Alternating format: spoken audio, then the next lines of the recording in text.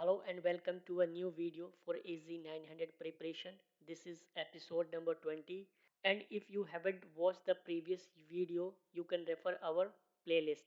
And for all the Azure resources, you can refer our official website, that is techcloudsolution.in. Question number 201. What is the service level agreement for two or more Azure virtual machines that have been manually placed into different availability zones in the same region? Select the correct option, and the options are A 99.99%, B 99.94%, C 99.95%, and D 99.90%. So you have to choose the correct SLA when two or more Azure virtual machines are deployed in a different availability zones within the same region. So for this, the correct answer is A, that is 99.99%. So for this question, the keywords is like whenever in the question it gives like multiple availability zones in the same regions and two or more virtual machines, then the SLA would be 99.99%. So like for all virtual machines that have two or more instances deployed across two or more availability zones in the same Azure region, Azure guarantees you will have virtual machines connectivity to at least one instance at least 99.99% of the time. Question number 202. While away from the office on a business trip, there is a need to restart a virtual machines and one of the Azure web apps. You only have access to your Android phone. What tool will let you connect to Azure and restart these two items?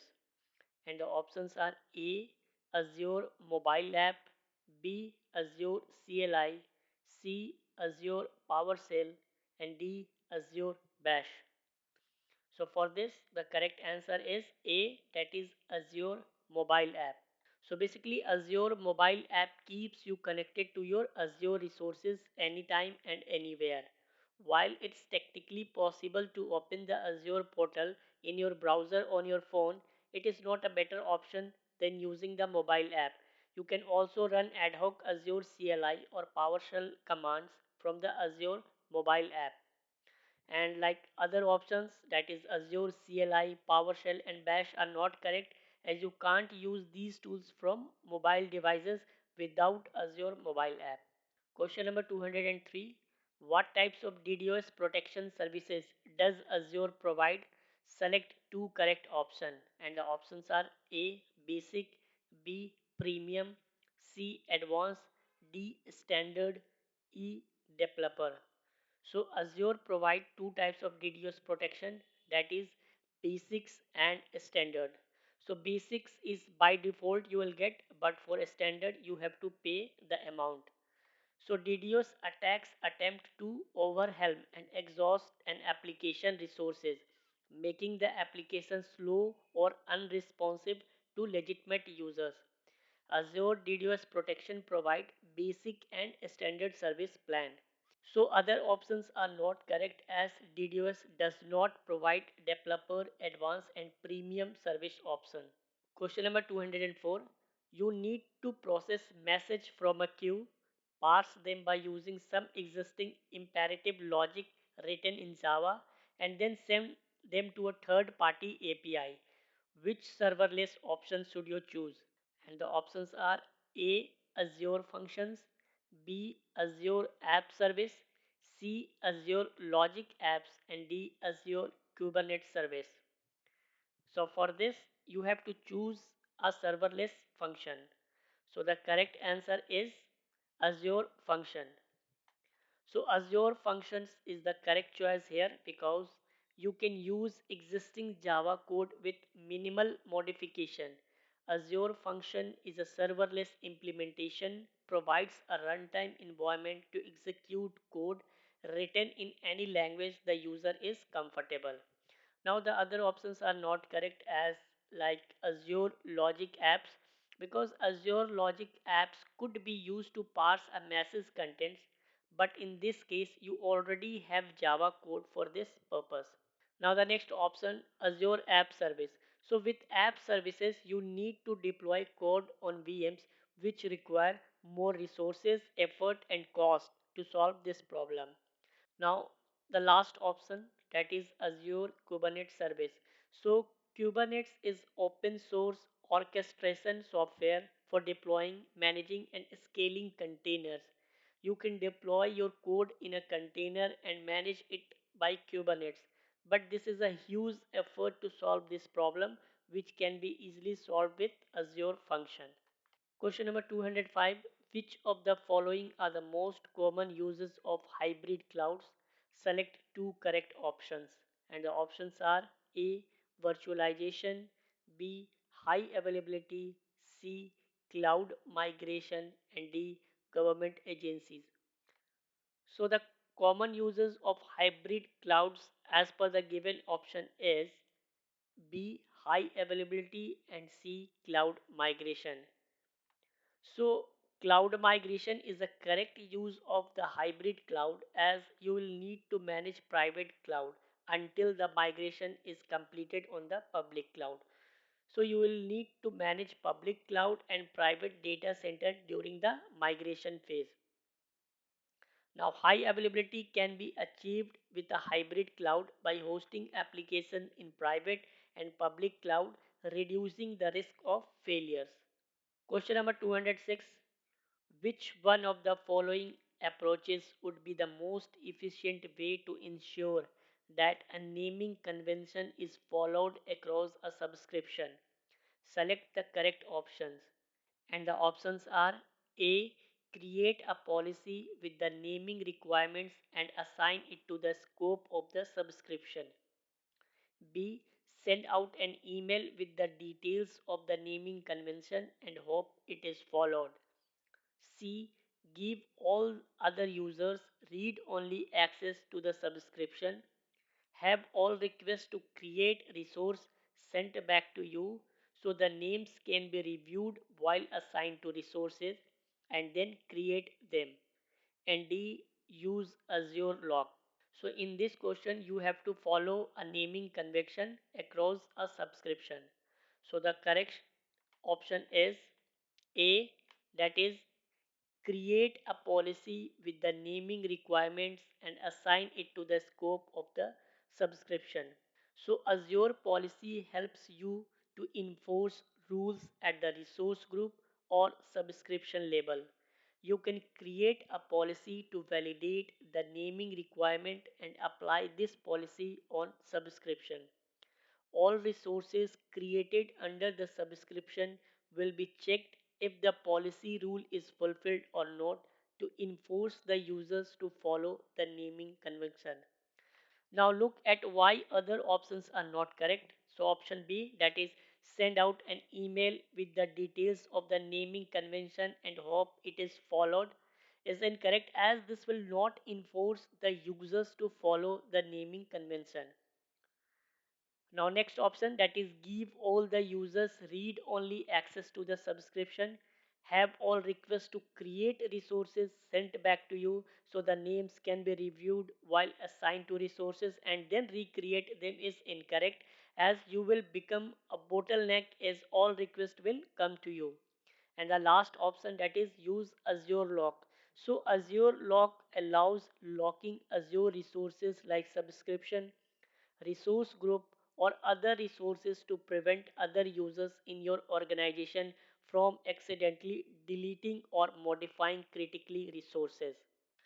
For all your Azure resources, visit our official website Tech Cloud Solution. Here you will find PDF dumps and practice tests designed to help you excel in your Azure certification journey. We are currently running a special quiz for the AZ-900 exam. By participating and following the simple rules, you can qualify to receive 250 question PDF and invaluable resources for mastering the AZ-900. To participate, simply click Start Quiz to begin. So here you will have to fill your name and the email address. After that, the quiz will get started. If any questions includes images, you can easily click or tap the image to zoom in for a closer look. Stay tuned for the link in the comments and best of luck on your path to Azure certification success. Question number 207.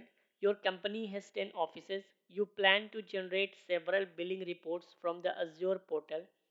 Each report should contain the Azure resource utilization of each office.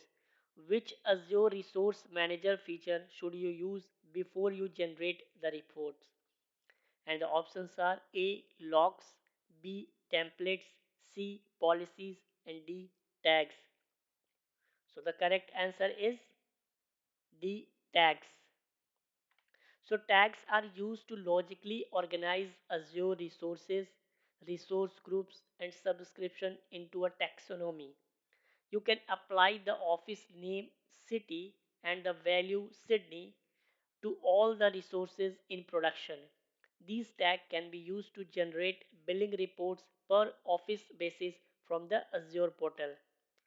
Now the other options are not correct. Let's review these options. So like templates. So Azure Resource Manager templates are JSON files that define the infrastructure and configuration for your project. Templates does not help in categorizing resources and generating bills based on office location. Now the other option, that is logs. So Azure Log allows us to log Azure resources like subscription, resource group, or other resources to prevent other users in your organization from accidentally deleting or modifying critical resources. Now the last option, that is policies. So policy helps to enforce rules at the resource group or subscription level. The policy does not help in categorizing resources and generating bills based on office location. Question number 208. Which of the following options can be used to define a repeatable set of Azure resources to orchestrate the deployment of various resources types such as role assignments and policy assignments that implement organizational requirements? Select the correct option. And the options are Azure Policy, B. Role Based Access Control, C. Azure Blueprint, and D. Azure Resource Group. So the correct answer is Azure Blueprint. So Azure Blueprints enable cloud architects to define a repeatable set of Azure resources that implement and adhere to an organization's standard, patterns, and requirements. Azure Blueprint is a declarative way to orchestrate the deployment of various resource templates and other artifacts such as role assignment, policy assignment, Azure Resource Manager templates, and resource group. Now look why the other options are not correct. So Azure policy. So Azure policy helps to enforce rules at the resource group or subscription level. The policy can help to make sure that the organization standards are followed but cannot define repeatable resources. Azure Resource Group. So Resource Group is a unit of management for resource in Azure, allows you to logically group Azure resources together. Blueprints are used to orchestrate the deployment of various resource group and other artifacts. Now the last option, that is RBAC. So role-based access control provides fine-grained access management for Azure resources, enabling you to grant users only the rights they need to perform their jobs. Question number 209.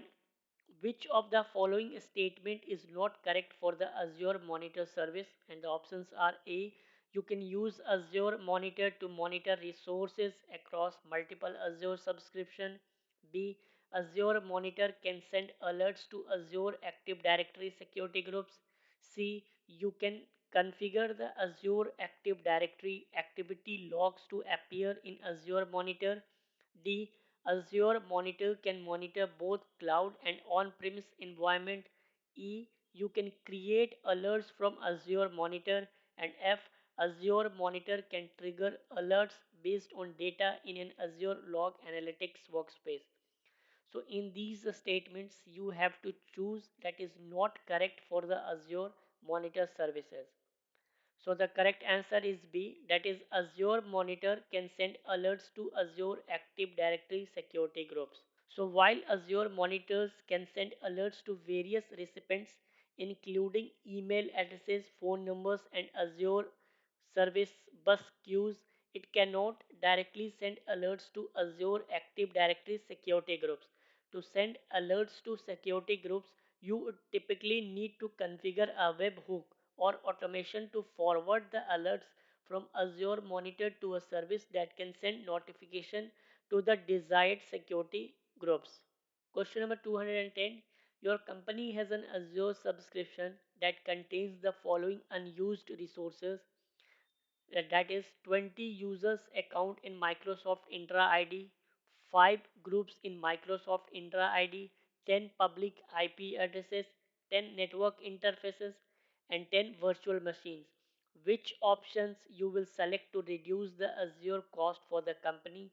Select two correct options. A. Remove the unused network interface. B. Remove the unused virtual machines. C. Remove the unused user accounts.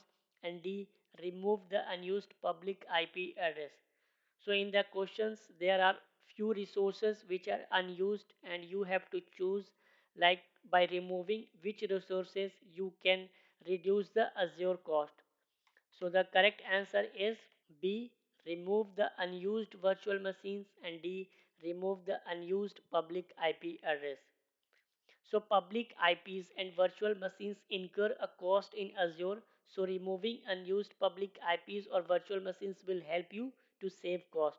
Now the other options are not correct, as using network interfaces or user accounts groups are not chargeable in Azure.